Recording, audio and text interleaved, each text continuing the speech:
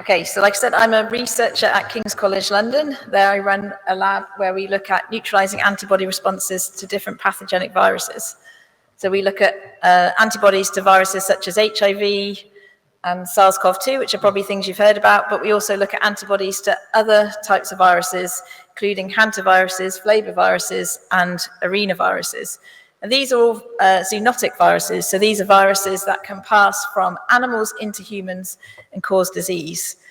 If this is a virus that hasn't been experienced by humans before, so the population is naive, then this can lead to severe disease in some cases, and this is what happened with the SARS-CoV-2 pandemic. Oh, I have to do it this way. Oh, no. Sorry, let me just get used to this. Okay. All right, so like I said, we look at antibody responses to these different viruses in the view of developing vaccines.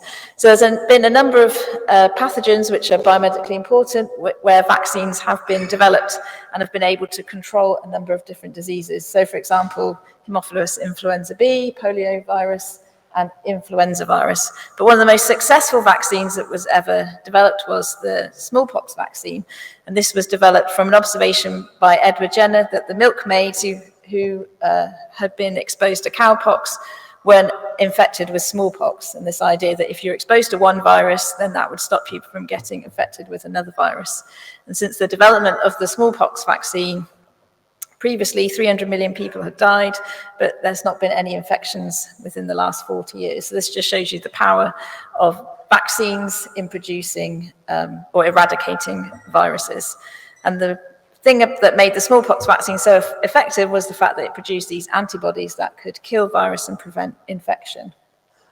So if we want to develop vaccines against different viruses, we have to understand something about the pathogen or the virus so that we can know what to encode within these vaccines.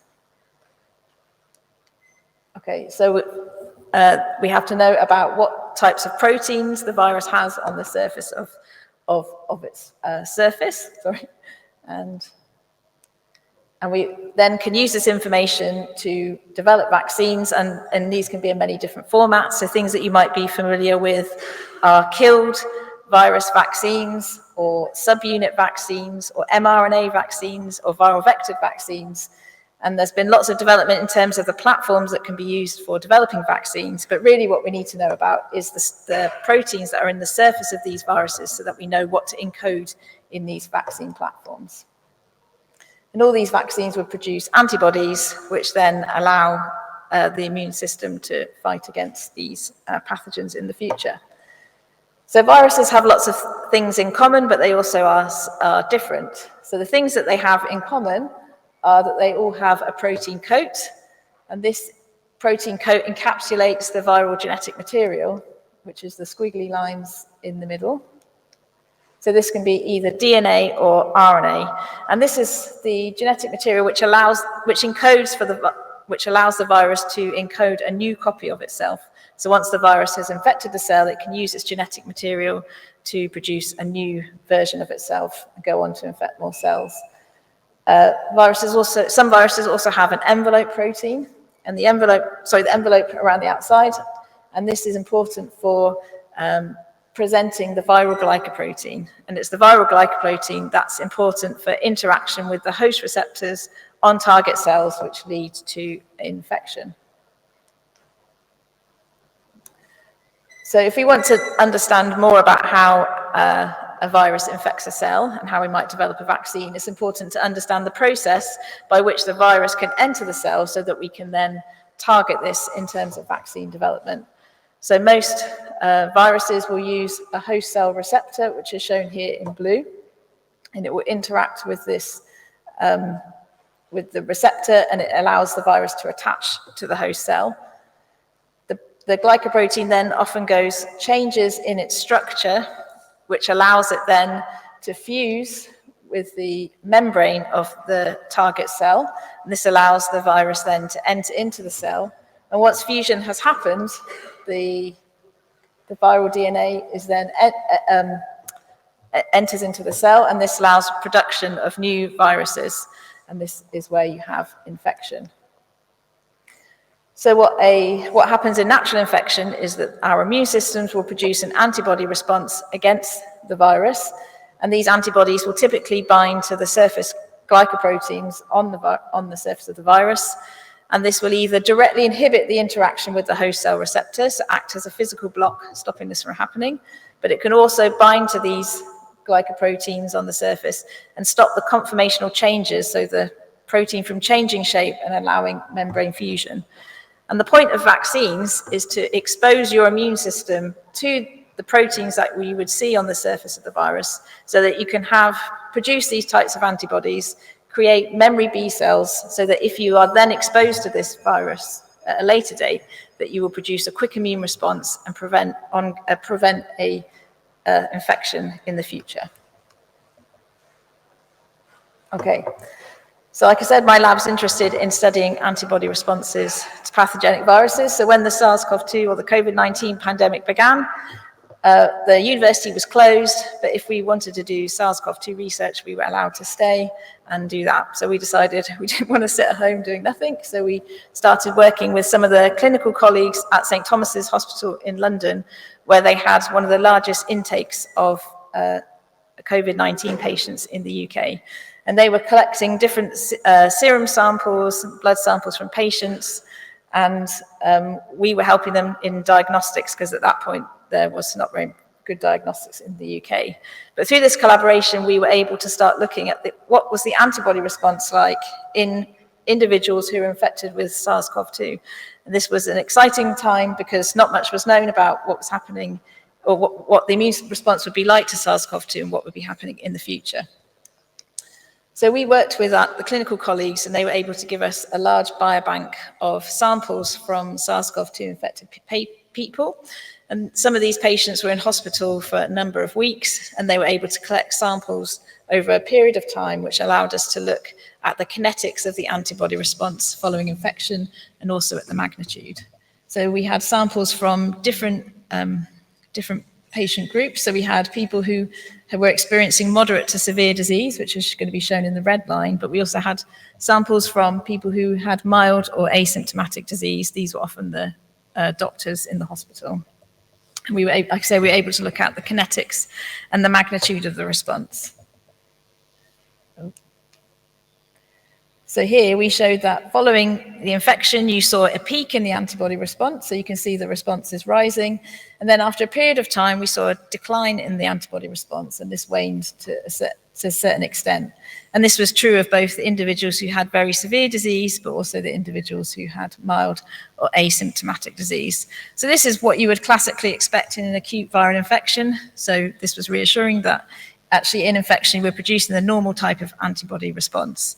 But you can see that the response has waned over time, and this suggested that actually immune responses might not be long-lasting, and in terms of vaccine responses as well, that we might need to have regular boosting, and this is actually what has come on, what we now see in as the pandemic continues.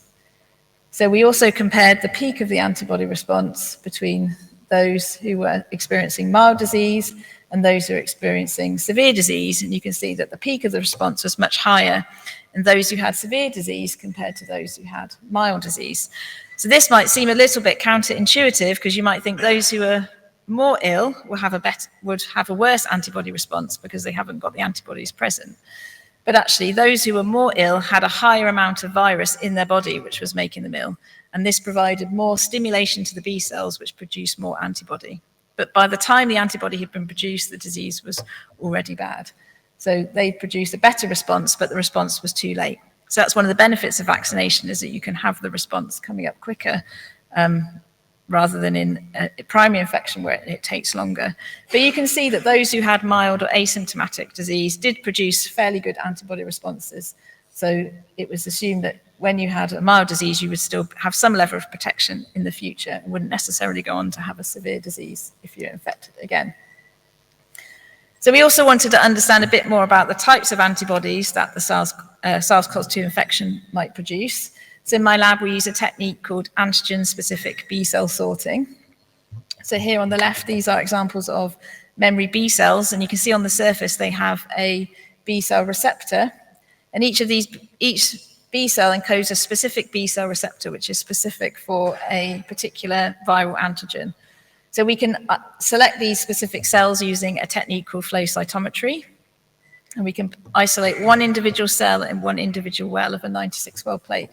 And from there, we're able to clone and sequence the antibody that's present and then do some in-depth analysis of where these antibodies bind. So doing this, we were able to isolate over 200 different monoclonal antibodies from SARS-CoV-2 convalescent donors. And you can see here showing a different epitopes that we identified on the surface. So these are specific areas, an epitope is a specific area on the glycoprotein where these antibodies bind. So you can see that there were lots of different places on there. And the reason why this is important is because we can then start identifying domains on the protein which are particularly susceptible to neutralising antibodies. And as you might be aware that during the pandemic, the virus started to mutate and we started getting variants of concern. So there was the alpha variant, the beta variant, the delta variant, and then more recently, the Omicron variant. And what we've been able to do is to map onto the structure of the protein where the mutations are arising. And we can see that the mutations are actually arising in the positions where the antibodies are binding. So the antibodies are putting a selective pressure on the virus, leading to changes. So now we have a map of where antibodies are binding, and as new variants arrive, we can start looking at where the mutations are and start making an assessment of whether we think variants are going to be particularly concerning in terms of immune escape, or whether they won't be so concerning.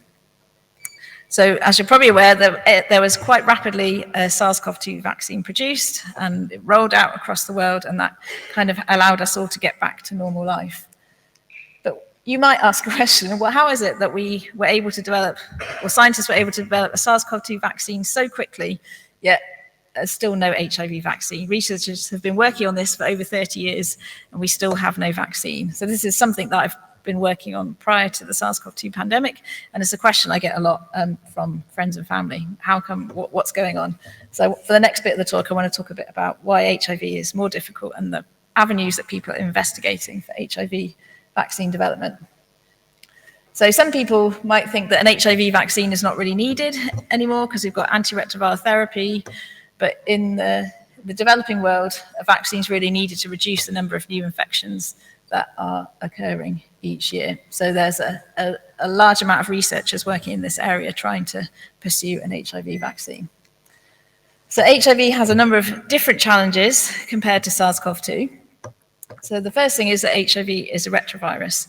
So that means that the genetic material, so the RNA material, which is encoded by the virus, when the virus enters the cells, the RNA gets reverse transcribed into DNA. And then the virus encodes an enzyme called integrase. And this enzyme then integrates the viral DNA into the DNA of the cell. So it becomes part of the genetic material of the cell. So once someone becomes HIV infected, they are infected for life unless you can remove every single HIV infected cell from the body, which is difficult to do because HIV infection also leads to a latent infection. So often the cells that are infected are present in the body, but they've got no viral antigen on the surface. So the immune system can't actually realize that the cells are infected. So one of the main challenges for an HIV vaccine is that the vaccine has to stop every single cell from ever being infected. And you might be aware from yourself or other people that even though many people have had the SARS-CoV-2 vaccine, they've had infections. So although the vaccine has stopped serious disease, it hasn't actually given sterilizing immunity. So that type of vaccine would not be effective for HIV. So one of the other challenges in terms of HIV is the glycoprotein that's in the surface of the virus. So in the case of SARS-CoV-2, we refer to that as the spike protein, but here we refer to the HIV glycoprotein as the envelope glycoprotein. So this protein has a number of challenges associated with it. It looks very beautiful there, but it's a crafty thing. So the first thing is that the protein is highly variable. So we talked about how when the virus enters the cell, the genetic material is as an RNA, but it has to be reverse transcribed into DNA. But the enzyme that the virus uses to do that has no proofreading ability. So you might have a series of nucleotides, but if there's a mutation made in the reverse transcription stage, it can't check that there's an error. That there's an error. So basically, every time the virus replicates, it introduces lots of errors, and this leads to very rapid accumulation of mutation. So to demonstrate this, I'm going to compare here HIV, the variability in HIV versus influenza. So I don't know if you can see very well, and the pointer's not working, but in the top left-hand side, there you can see a blue arrow and a tiny yellow dot. That yellow dot represents the level of diversity of influenza in the outbreak in 1997 in Canada. So the length of the line represents diversity. So you can see a tiny dot, so very little diversity. Beneath it is the level of diversity in influenza in 1996 in the global outbreak. Again, it's now a bit of a splodge, but it's not particularly very much diversity. But if we compare this to HIV, in the top right, there's the level of diversity in a single person who's been infected with HIV for 6 years. You can see there's a similar level of diversity between the global outbreak of flu and one person. Now, if you start looking at bigger populations, you can see the diversity in Amsterdam in 1990 to 91, or the Congo in 1997. You can see the diversity is ginormous. So any vaccine that we're going to produce needs to be able to produce antibody response that will target all the different types of viruses, or strains we call them, of HIV, and be effective against all of those. So we think about, again, going back to SARS-CoV-2, we've got the different variants, the alpha, the beta, the delta, the Omicron, but that's more like up in the flu section rather than down here. So that's one of the biggest challenges. And this image here is supposed to represent what that diversity might actually mean in terms of the protein. So again, this is comparing the glycoprotein structure of HIV, influenza, and RSV, and it's color-coded based on diversity. So if it's white, it's very conserved across different viruses that you isolate from people, but if it's purple, it's very variable. So you can see in HIV, it's very variable. Flu is also very variable when you look at it in that respect, but RSV is not variable at all, and there is an RSV vaccine for adults in the US. So that's one of the challenges. Then the final challenge I wanted to highlight was that the envelope protein of HIV is covered in sugars. So these are shown in green. So these basically form a shield across the protein surface, which prevent antibodies from binding to the protein underneath and act as a shield, and therefore make it difficult to produce antibodies. So these are all things which are particularly challenging in terms of developing an HIV vaccine. So if you want to develop an HIV vaccine, what should it look like? So it should be 100% effective and provide sterilizing immunity. And that's probably the biggest challenge. It has to be active against all the different isolates in the target population. So it has to accommodate all that variability. But also when thinking about the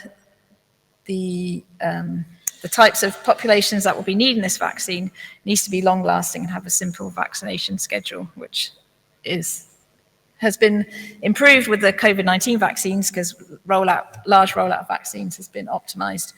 So that is less of a challenge these days. So I've painted a very negative picture, but what can be done about this? So researchers across the world have been looking at people who are HIV infected and who have been infected for over 3 to 5 years. And if you look at these populations, you can see that some individuals, about 10 to 30% of people, do produce antibodies that would be active against all these different strains. So it shows us that the immune system has been able to overcome all these challenges and can produce the types of antibodies that you would want in a vaccine setting. So by looking at individuals from all these different countries, we can find people where they're making the antibodies that we want to produce in a vaccine. So how does that actually help us? So in the HIV field, people are using an approach called reverse vaccinology. So it's the idea that you have a person who's producing the antibodies that you would like to produce in a vaccine setting, but then by isolating those antibodies from the people and studying how they interact with the viral glycoproteins, that you can then design an immunogen that would then try to re-elicit those antibodies through vaccination. So it's reversed, because you know what you want to do, you just need to work out how to do it. And this sounds very simple, but it's not been as simple as people think. But some progress has been made. So again, using the technique that I was talking about before, antigen-specific B-cell sorting, we can isolate specific monoclonal antibodies from chronically infected HIV patients. we've been able to identify a number of different antibody epitopes on the surface of the envelope glycoprotein. And these antibodies can neutralize up to 90 to some of them 98% of different circulating HIV strains. The issue is that it's taken the person 3 to 5 years to develop these types of antibodies under chronic infection. So the research is now trying to look at how we can develop vaccination schedules that would mimic what's happening during the natural infection. But just as a proof of principle to show that this approach would work if we could generate those types of antibodies during vaccination, this is a study done a number of years ago with some of the monoclonal antibodies that we isolated. So in this experiment, what you do is you take some macaques, so these are a type of monkey, you passively administer the monoclonal antibody to the animal, you then try to infect them with a type of HIV which can infect macaques, and then you look at whether they become affected. So we're trying to show that the antibodies that we'd isolated could stop infection. So on the bottom right-hand side in red, this is the control experiment where we gave the monkeys an antibody that's not specific for HIV, it's actually specific for dengue virus. And you can see when you challenge the animals, the graph goes up. This is the viral copies. So you can see that when you give a non-specific antibody, all the monkeys get infected. However, when you give a different doses of the antibody, in the blue, the green, and the purple, you can see that the antibody is actually able to stop infection of the animals. So this gives the proof of principle that if you can produce these antibodies through vaccines, you would be able to stop infection. So what different approaches are we using to develop vaccines? So this is the sort of pipeline that we're using in various EU and US consortiums. So if you look at the arrows along the middle, so we isolate monoclonal antibodies. We're using structural biology to look at how they interact with the glycoproteins. We then design immunogens that we think might re-elicit these antibodies through vaccination. We then screen them in small animal models and look at what the antibody responses are. Are they producing the antibodies that we want, or do we need to go back and optimize the immunogens? So we then have different feedback loops. So ultimately, will lead to a vaccine, but this is a slow process, and it's something which is being investigated by lots of scientists throughout the world. Okay. Oops. So, like I mentioned, we're also interested in other emerging zoonotic pathogens. So these are, like I said, viruses that pass from animals into humans and cause disease. And this is something which is becoming more and more, or potentially could become more and more of an issue as time goes on. One is that humans are encroaching into the habitats of animals through various lifestyles, so through cutting down trees, expanding populations in certain countries. And there's lots of different animals that can transmit viruses. So, for example, we have birds, which you know for the bird flu, bats particularly relevant, but also cattle, so camels and sheep and cattle in Africa, but also mice, things like bank voles can spread disease. So if we encroach into their environment, that can be bad. But also, due to global warming, the habitat of those types of animals is also changing. So a lot of these viruses can transmit via mosquitoes. So, for example, some types of mosquitoes which spread malaria are often found in Africa, and they're starting to be found in southern Europe. So as global warming changes, then the habitats of these animals also change, and the reservoirs. So when thinking about preparing for the next pandemic, it's really important to have a good idea of what types of viruses are these types of animals being infected with, because the more we know about them now, the better prepared we can be in the future. I don't know why. Can you do the next slide? Oh, there we go. So how might we future-proof in thinking about the next vaccines? So when we think about the SARS-CoV-2 vaccine, again, we go back to this idea that, wow, it was so quick, everyone managed to produce these vaccines so quickly. But actually, a lot of work had been done in the past. So in 2003, there was the SARS-CoV-1, or the SARS-CoV outbreak, the coronavirus 1 outbreak, and a few years later there was the MERS coronavirus outbreak. And lots of research was going on with those viruses since then. So for example, researchers had spent a lot of time working out, here is a picture of the spike protein of represented the spike protein from coronaviruses. But they spent lots of time studying the spike protein. They'd worked out how to take this protein and introduce specific amino acid mutations that would stabilize the protein and produce a really good antigen for vaccine development. They'd worked out where this protein bound to the receptor on host cells, so they knew which particular areas were of a particular interest in terms of developing vaccines. So the more we can know about different emerging viruses now, the better prepared we can be in the future for developing vaccines. So one strategy that we use in my lab is we group viruses together because they're related to each other, and then we try to find the epitopes, so antibody binding sites on those that are shared between multiple related viruses. So I'm representing that here. So these would be, for example, all types of bat coronaviruses that maybe have the potential to pass into humans. So we try to identify epitopes which could be shared across all of them. And then with the assumption being that there may be an unknown variant that turns up, and it may also share this epitope on there. And that way we could take vaccines that we already know from viruses that we already know about and use them against newly arising ones. Also, if we can identify these types of shared epitopes, we can develop monoclonal antibodies against them. And there's been lots of interest in the SARS-CoV-2 pandemic in terms of using monoclonal antibodies as a therapy and as a treatment. So if we can have a whole panel of antibodies ready that might potentially interact or neutralize new viruses that pass into the human population, then we would have a good toolkit to fight against the next pandemic. So these are some of the areas of research that we have at the moment. So I've left lots of time for questions. So to summarize what I've been talking to you about today, antibodies have a very, very important role in successful vaccines. So it's important to study antibody responses in infection and vaccination to inform. Knowledge of the viral surface glycoprotein gives insight into immunogen design. So if we don't know what the surface glycoproteins are, we can't even start to think about developing vaccines. But also antibody responses in natural infection can be a really good template for starting to develop vaccines against more challenging viruses. So this just leads me to thank people in my research lab in London who work very hard on these projects, and also different research funders, and I'm happy to take any questions from you.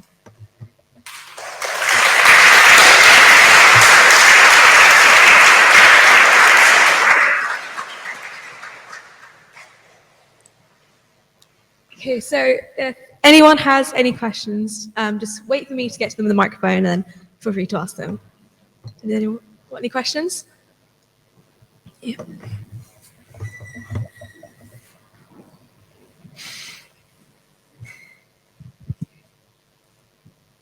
Hello. With regards to HIV, has there been any studies into using those monoclonal antibodies either in conjunction with or as a replacement for antiretroviral drugs as a form of post-exposure prophylaxis? Yeah, so in both respects. So people have some people have used it for a pre-exposure prophylaxis, and some people have used it for a post-exposure, and they've also been investigated as an alternative for antiretroviral therapy. So the main limitation with using them for an antiretroviral therapy or any of those is that the half-life of them is very short. So you would have to administer new antibody every 7 to 10 days, but because of the way you administer it, you have to infuse IV, which is something which is not so easy to do. But what researchers are trying to do is to make mutations in the Fc part of the antibody, which reduces the interaction with receptors in the body, which reduces the clearance from the immune system.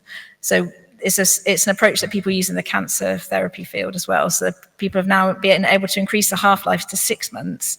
So it is something that people are using as a treatment. So the one thing you have to do is, because the virus is able to mutate quickly, the approach is that you would give a cocktail of different antibodies. So don't remember on the picture there were different areas highlighted. So you would give a cocktail of 3 different monoclonal antibodies against different epitopes to reduce the escape, which is what they do with antiretroviral therapy.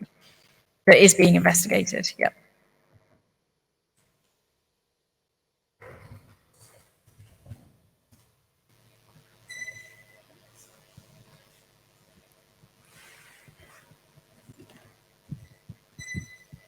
I don't know if it was the AstraZeneca one or the Pfizer one, but why is it giving people blood clots like the COVID vaccine? Sorry, say again. Why is it giving people blood clots? Why does the COVID vaccine give people blood clots? Yeah. So I guess that was the AstraZeneca vaccine. I'm not exactly sure I can answer that question. Sorry. It was in a very small number of people. Yeah.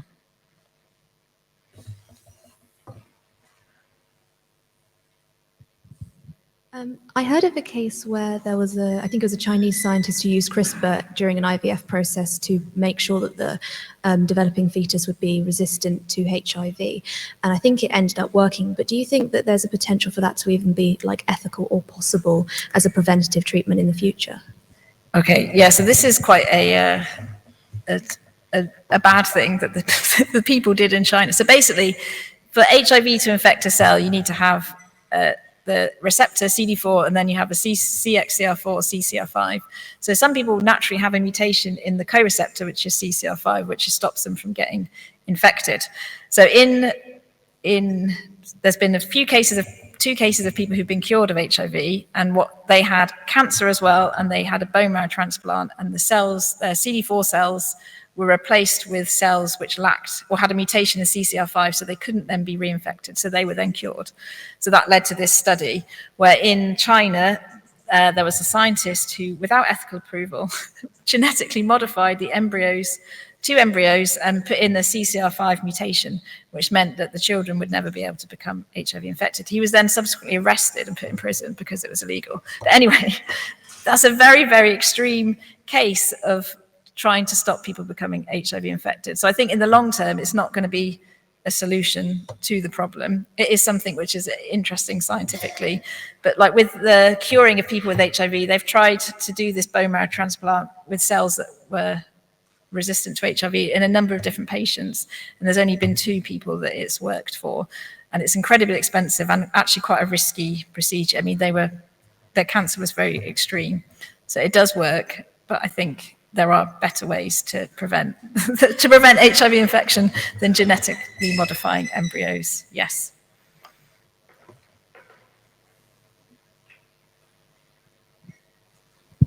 Relating back to COVID, is there a reason why some people like suffer from long COVID? Is that because of their body's like general response, like the general immune response? Or is it because of a delay in taking the COVID vaccine? Yeah, so I think, I mean, the problem with long COVID as a term, long COVID, it seems to be, or the opinion I think now is that it's a number of different syndromes that are happening, and the particular biological mechanism for them are not fully understood entirely. But it's not necessarily connected with how severe the disease was when you were COVID infected at the time. And for a time, it was thought that if you had a COVID-19 vaccine afterwards, it might minimize symptoms later on, but that doesn't seem to follow in larger studies. And it was also thought maybe it was to do with residual virus in the body that hadn't been cleared. But again, it doesn't seem that that is the case. So there's a lot of research going on in that area, but I think it's going to be a long time still till they get answers. But there is evidence in other viral infections of sort of long-term viral effects and things. So it's not something necessarily just specific to SARS-CoV-2. It is a general theme of viruses, but because so much of the population got infected all in one go, I think it's making it much easier to see and find trends and things like that. Yeah. So if viruses have to bind to cell receptors in order to gain entrance to the cell, and there's only a limited number of cell receptors, is there like a common region to every single virus protein that binds to a certain receptor? And can you develop antibodies that target that region, that targets a very large range of viruses? Yeah, so I guess different types of viruses will use different types of receptors. So there is quite quite a wide range of different receptors that can be used. And some viruses require multiple receptors, like HIV requires a receptor and a co-receptor. But there are examples where people are trying to target the receptor with an antibody to stop infection. The problem is that sometimes these viruses use proteins which are actually really important for other processes. So you don't want to necessarily knock down the activity of that the virus receptor because it might be a protein that's important for something else in the body. So if that was going to be your approach, it would need to be some sort of acute infection, because in the long term, you wouldn't want to be continually targeting a host protein with an antibody. But for example, for SARS-CoV, for coronaviruses, I know some scientists are investigating antibodies or proteins which bind really strongly to the ACE2 receptor, which is important for infection of SARS-CoV-2. Yep. 2 more questions, if anyone has any.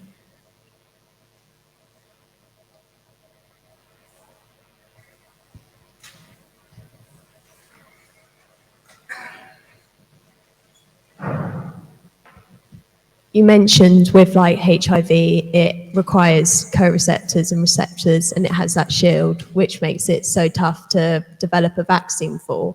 Is that something that the virus naturally had, or is it something that it kind of developed over time as like a selection pressure to make it really tough to develop that vaccine? So I guess, so HIV was originally a virus that had zoonosed from macaques and monkeys in Africa. So that is, it does evolve over time, but it hasn't evolved to have no glycans, then to have glycans. But you can see, if you track the evolution of viruses in people, that the position of where those glycans sit on the envelope protein do move around. So it seems to be a specific mechanism that it's using. But not necessarily something that it did and then didn't have. Yeah.